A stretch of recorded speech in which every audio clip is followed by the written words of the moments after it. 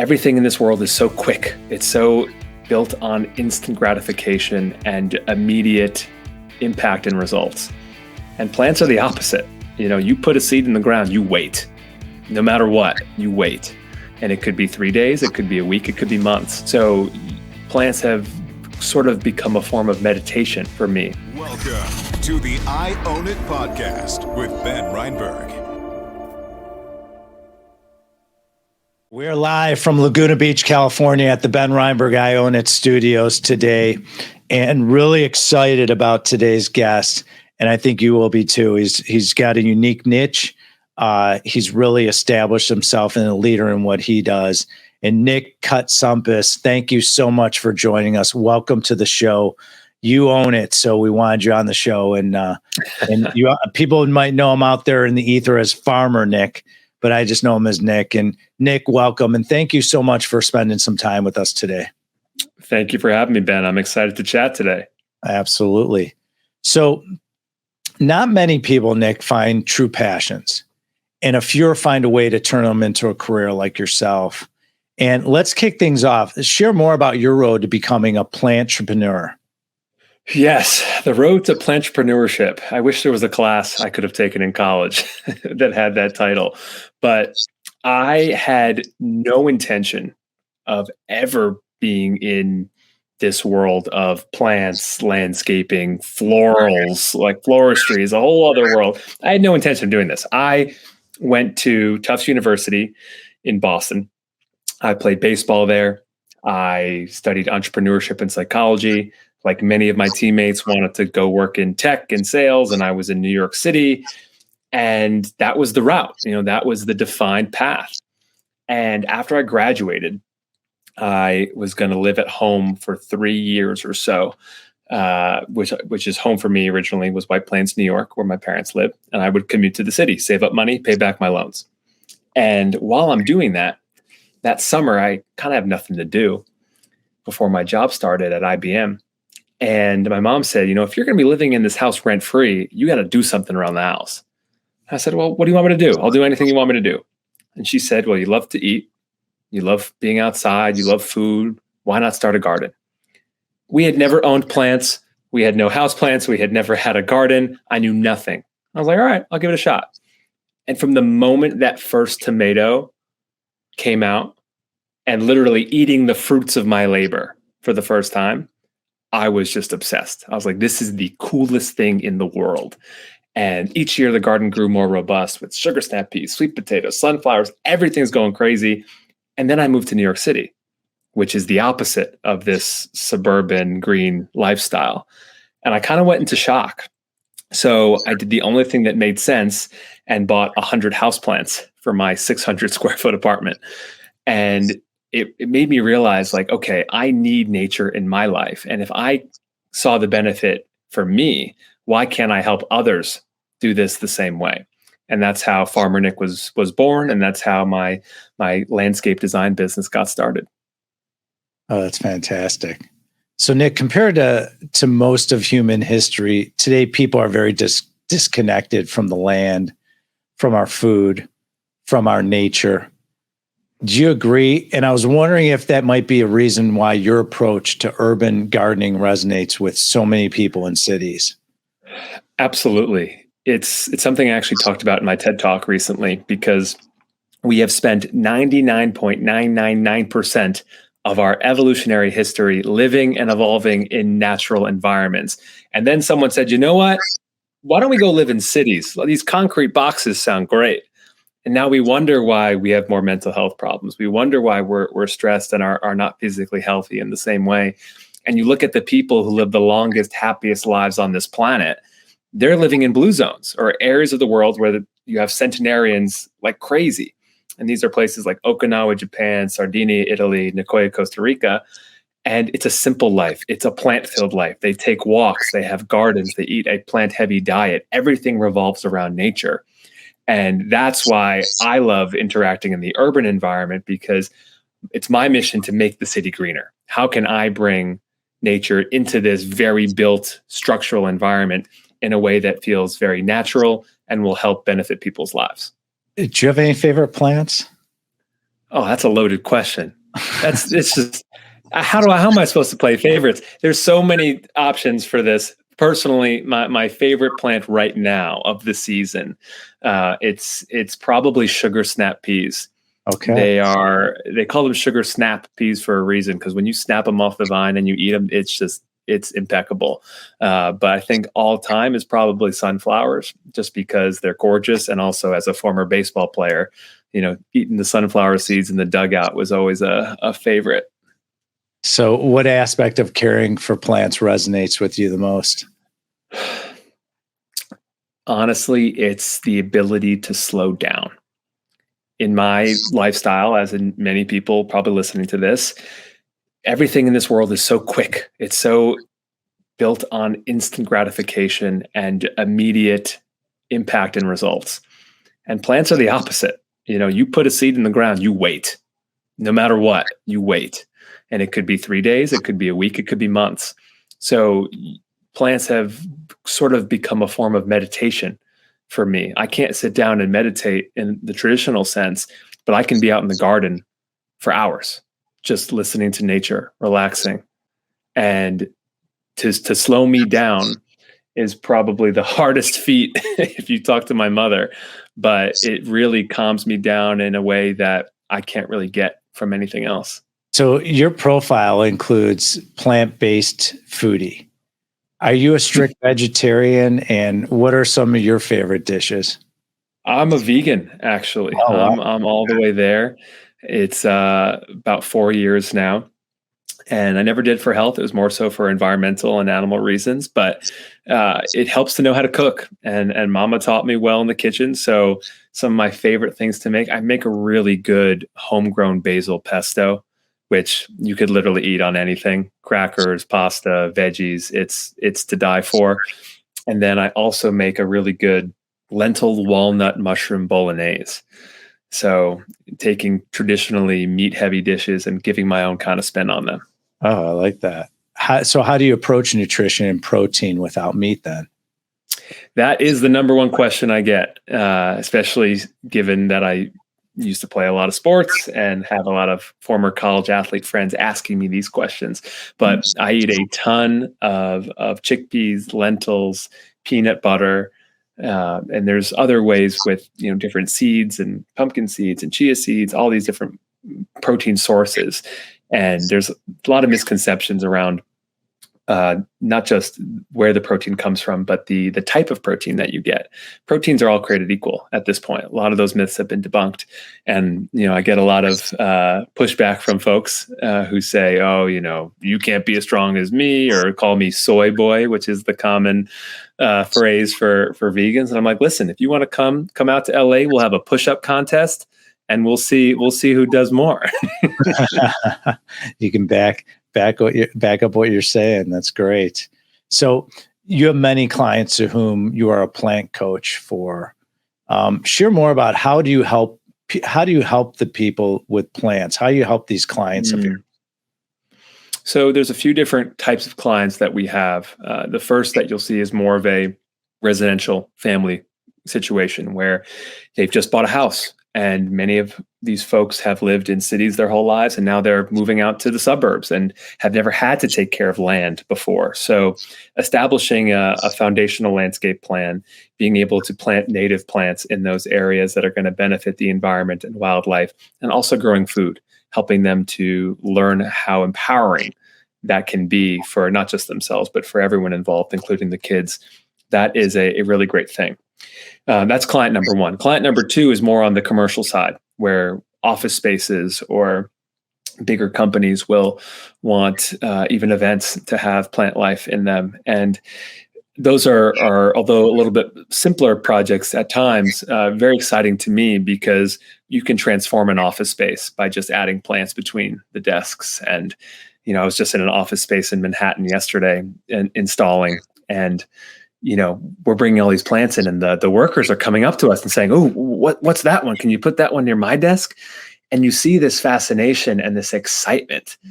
And it's the most rewarding thing, knowing that you're making that person's office experience just a little bit better every day. So Nick, almost a year ago, I started my personal brand. and it's taking off. And so I find your personal brand very interesting because I've been learning a lot about personal branding, just reflecting on myself. And I've seen you for quite some time, and it definitely inspires you, inspires me. What do you think about branding as it relates to yourself? And what are some of the personal lessons you've learned while building this brand of yours? Great question. Brand building is something I'm extremely passionate about because I think regardless if you are pursuing it as a full-time career, everyone has a personal brand, whether they realize it or not. It's how you present yourself to somebody else. And for me, it was very new, the plant world, right? People were not into it like they were post-pandemic. And I said to myself, okay, if I'm a different voice in this space, because believe it or not, as a white, straight, cisgendered male in the plant world, that put me in the minority because there weren't a lot of us around. I said, okay, just who I am makes me unique in this space, but what else about me makes this different? And I had coached for so many years for baseball, basketball, all these different things. I said, okay, well, what if I took those philosophies of coaching that I've honed over the last 12 years and apply it to a different form of coaching, a different subject matter? And that became really exciting. And it kind of fit because I didn't have to change my attitude. I just had to change the subject matter. And from there, it was, how can I be creative and come up with these different terms and ways of thinking that can add to that personal brand? So Plantpreneur is a term I came up with, actually trademarked it a couple of years back. And it's super exciting because I'm able to, see it being used by press and people reaching out, and it's sticky. And I love doing whiteboard sessions, and I love throwing different ideas against the wall and testing things out with content and seeing what kind of sticks with my audience as well. And those were some of the things that really helped build my own brand in the early goings. So you're on a Netflix series, Instant Dream Home. And how's your life changed, Nick, since then? And are you planning to do more TV in the future? So definitely plan on doing some more TV in the future. What it will be, TBD. I have a few projects that are kind of in development right now in the pitch phase, which is exciting. But Instant Dream Home was an absolute blast. And for those that haven't seen the series, we renovate the homes of deserving families in the Atlanta area without them knowing in one day. Literally one day, 215 people on a job site trying to get this done in 12 hours. And it is madness, truly madness, worth a watch. Grab your tissues. You're going to cry. But from that perspective, what changed? Just knowing what's possible from a creativity standpoint, from a logistics standpoint, getting jobs done in my own business inspired me in many different ways. Personally, I get recognized a lot more than I used to, which is kind of funny. But it's one of those things where it's, the friends and connections you make going through that experience, which is sometimes borderline traumatic with the level of stress that you're dealing with and having to compete with so many different forces all at once. But I'm just so grateful for the experience and all the friends I made along the way. And hopefully there will be more to come. So I believe you're an advisor to startups in the green space, I hear. And how do you share more about how companies you're working with, and how do you approach these advisory roles with these folks? This is something that I am probably most passionate about from a creator perspective, because I don't think as many creators are thinking long-term when it comes to the viability of their brands and their business. And the reason I say that is because Instagram is changing. You see a lot of older creators who had a lot of success early on not having the same success, whether it's from the algorithm or whether it's from the type of content that they're used to making. It's very different. And my goal is to never have to go into an office ever again. So if that's the goal, what are my medium and long-term goals that will set me up financially to help achieve that? And part of this actually came from my business background. When I worked at IBM, I was part of their Watson ecosystem, which was their AI division, helping startups use natural language technology from an AI perspective. Really cool stuff. And I learned about all these startups and how they're operating, how they're fundraising, how they're pitching, what they need, what they struggle with. And I realized from a creator standpoint, if there is a company that I truly believe in, that I'm excited about, and they don't have the money to pay me right now, or even if they do, what if I offered my services to help them run their social, to help them create content, to help them with things that when you need a creator, they can call upon someone who's trusted and reliable in exchange for equity. And I have equity in 2 startups right now, hopefully a third by the end of the year. The first one is called Lettuce Grow. They make these hydroponic farm stands, which are absolutely beautiful. You can grow so much food in a really small amount of space. I just had a conversation about them with my publicist. They said they should be on your show. And I said, bring them on. Yes, you should get Jacob. Jacob's a really smart business guy, really lovely guy. We just had that conversation literally 2 hours ago. That is interesting. Good timing. And they're very forward thinking. And I reached out to them and said, listen, your content fits me. It fits my audience. I know you're kind of scrappy right now. This was 2 years ago. I was like, let me come on as an advisor, be part of your advisory council. And it's been a dream getting to make content and support a company that I think can make a real impact in the world. And also, I think financially speaking, could have a really nice, outcome if things go according to plan. So that was one of the more exciting ones. And then last year, actually, I led a group of creators in an SPV to invest in a startup called Bored Cow, which makes animal-free dairy, which is really exciting. They basically ferment microflora to make whey protein, which is the same whey protein you get from a cow. There's just no cow. So they're able to make milk with plant-based ingredients that performs and bakes and froths the same way. And it tastes awesome. And there's no animal in the system. So it's really, really cool from an environmental perspective. And we invested in that. And I'm an advisor for that company. My friend is leading the charge over there. And they're up to some really cool things. So obviously, it sounds like, you're vegan and you take care of yourself. You look like you're in great shape. Obviously, you're a little bit younger than me. What do you do for your health? It's a balanced approach, but I can say I started with a really solid foundation of having, worked out consistently throughout middle school, high school. I think that cannot go, without saying, because for someone who hasn't worked out at all and now starting in their adult ages, it's really hard. It is really, really hard. But for me, I'm active at least 4 to 5 days a week, yoga, some kind of stretching every morning for at least 15, 30 minutes. And then I focus a lot on body weight workouts, push-ups, sit-ups, pull-ups, dips, those kinds of things that I can do on the road when I'm traveling, because Lord knows my travel schedule is a little too crazy. And then I integrate cardio in different forms, but I love swimming. I love running, even though it's probably not the best form for me and my knees. And, just gardening in general. I'm outside. I'm lifting heavy bags of soil.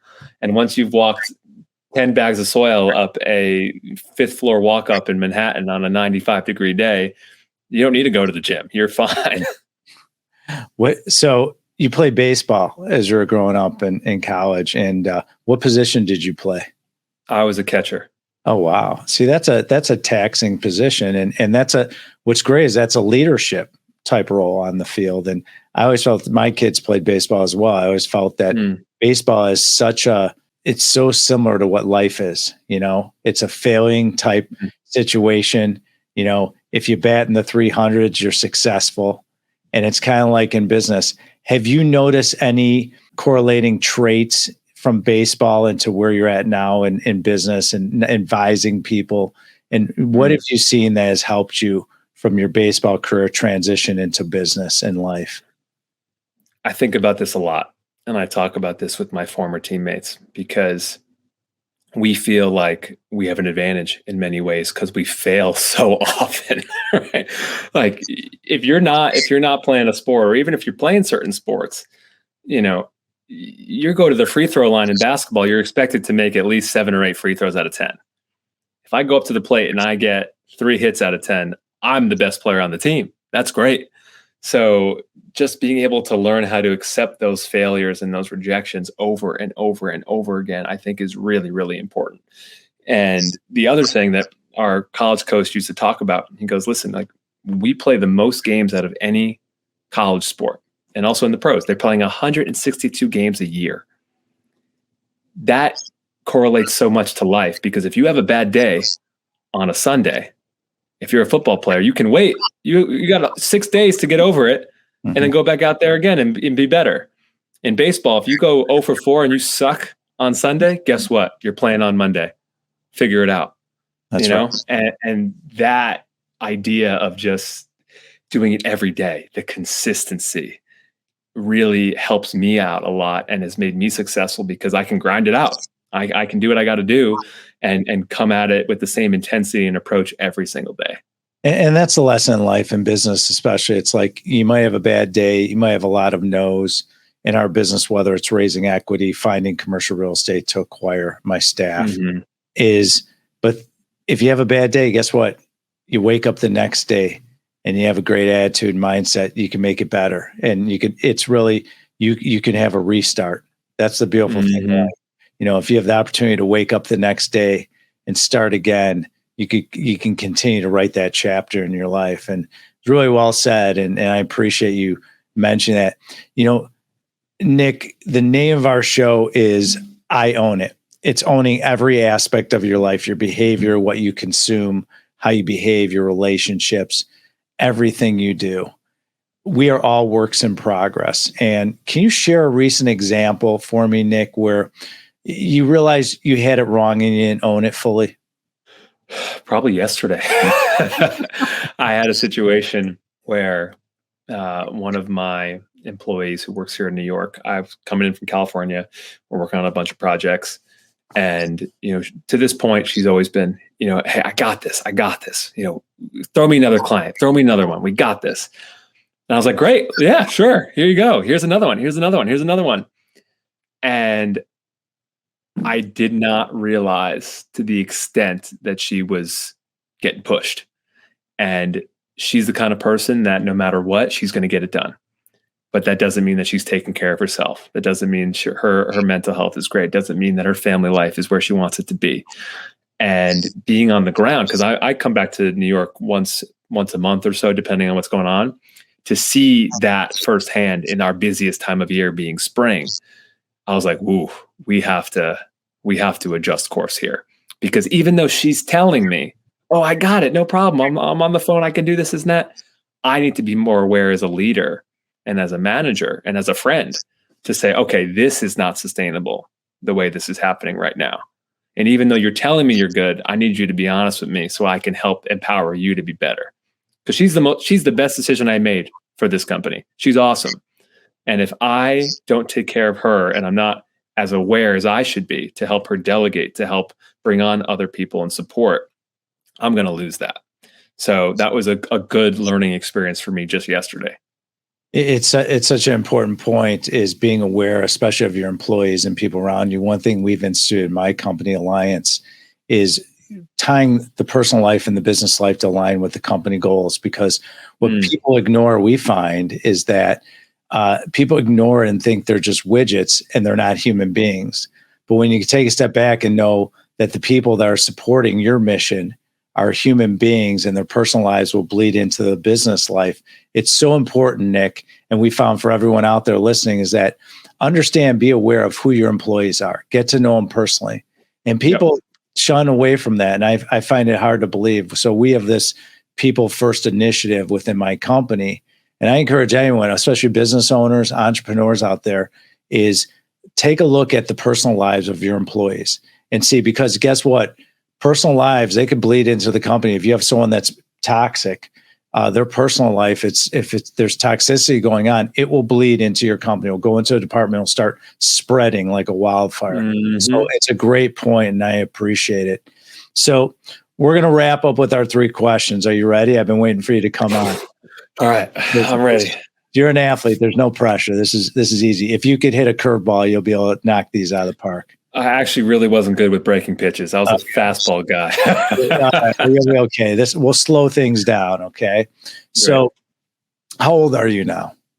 31. Okay. So you're 31. Go back to when you're 16, 15 years ago. So in our studio in Laguna Beach, Beach, we have a couch. And I would say, Nick, get on the couch, lay down, close your eyes. And you've had a lot of experience and success in business and in life. And you're sophisticated, you're educated. And now at the age of 31, you can go back and talk to your 16-year-old self and give yourself advice. What would you do? What would you share with yourself now, knowing who you are today, to look back and say, man, if I could talk to myself, this is what I would tell my 16-year-old self? What other people think does not matter. Do what you want to do. Act the way you want to act. Coach is going to say what he's going to say. Doesn't matter. Just attack life aggressively and with joy. And I think sometimes people think the word aggressive is a bad thing. But if you're aggressively kind and aggressively joyful, instead of being nervous, and maybe assertive is a better word, right? But you get the point. Just because I was so afraid to make a mistake. I was so afraid to not be perfect. And I would have been such a better athlete, such a better friend, such a better son if I was just a little bit more relaxed and not as worried about what other people were thinking. That's well said. And it's such a great lesson for everyone out there. It's like, be present, live within yourself, because at the end of the day, no one really cares. Everyone's so worried about themselves, Nick, that no one understands the environment around them. They're so consumed with themselves that people are worried about what other people think. And the reality is, because it's really an illusion, no one cares. And that's a great piece of advice. So it's our last day on earth together, God forbid. It's just me and you. It's our last meal, your choice. And I think I know where this is going. Okay. And by the way, you could step out of your normal box if you want to. What are we eating and what are we drinking? Well, we're going to keep it vegan. We got to keep it vegan. Right. Yeah. Just for the sake, I got to make sure you can see the light on our last day here. I mean, we can't like rock a steak together. Oh, no. But I mean, by then maybe there'll be that cell grown meat, that's a up and coming industry. I would say we're probably, we're in Italy. Okay. Maybe we're in Amalfi, Cinque Terre, somewhere like that. Sunset's going down. Very romantic scene I'm picturing for us here. Oh my goodness. But that's where pesto originates, is in that Genoa, Liguria region. And I think just like pesto with pasta, fresh vegetables, drinking. You're not going to like this either. I don't drink. I don't drink anything. Even though I collect wine, I don't drink. I'll have a glass of wine here and there, but I don't drink as well. I'm a mineral water and a sparkling water kind of guy. I was going to say a little red wine once in a while, and I'm there. There you go. So I'm a water guy. So I would say, wash that down with water and maybe I love chaga tea. Have you ever had chaga tea? No, I've never had mushrooms. Oh, it's awesome. Cafe Gratitude has it. I think they're down by you. Okay. Have a little chaga tea, and then maybe we play catch. Cool. I love playing catch. That'd be a nice way to go. I would love to play catch with you. That would be a treat. And so in our studios in Laguna Beach, and by the way, you are more than welcome to ever come down and do it in studio. It'd be great. Yeah, I'd love to come down at some point. I'm bummed I was traveling. No worries. We'll invite you back. You're a pleasure to work with and deal with, and so we really appreciate you coming on the show today. So in our studios, which you'll see, we have a grand piano, we have drum set, and we have electric guitars and acoustic guitars in our studio. And if you were in studio with me and you could bring in any band or musician, they could be living or deceased. It's your choice. Who would you have walk through the door, and what song would they play for us, Nick? Oh, wow. I mean, I'm bringing in the Beatles. Okay. I have to bring in the Beatles. Nice. And then they're gonna do Yesterday. Oh, what a great choice. I think you're the first one that's ever said the Beatles. We've had No way. Yes. Yeah. Yeah. We've had anyone from Prince to Elton John to Metallica we've had Italian pop stars mentioned. It's just amazing, the diversity of people. It just goes to show you everyone's got their own DNA and thoughts. And so appreciate your answer. What's the best way for our audience to engage with you and follow you? If you want to check out all my plants and eco adventures, it's Farmer Nick on Instagram, farmernick.com for some more information there. And if you all have a plant question, shoot me a DM, send me a picture. I am happy to help. That's great. Well, Nick, thank you so much for joining us today. What a real treat. And thanks for sharing your background and your knowledge and all your advice. And we really appreciate it. If you are interested in listening to more episodes like this with this great content like Nick just dropped on us, feel free to kick that right-hand button and click subscribe. Feel free to click the like button as much as possible so we can take content like this as well as all our episodes. And as we say in the I Own It world, let it go viral. To follow me, go to benreinberg.com. You can follow me on all different social media platforms, and feel free to follow me and our company, Alliance, cgc.com. We are the leaders in commercial real estate investing. If you are looking to invest passively, look no further. We have the hottest fund on the market, the Alliance Medical Property Fund. We are the leaders in medical office investing, and we will show you and your family how to create wealth passively and leverage into experts like the folks at Alliance. Nick Cutsumpas, thank you so much for joining us. What a pleasure to see you, and look forward to hanging out with you soon down in Laguna Beach. Can't wait. Thanks, Ben. Thank you for listening to the I Own It podcast with Ben Reinberg. To hear our past episodes and connect with Ben, visit benreinberg.com.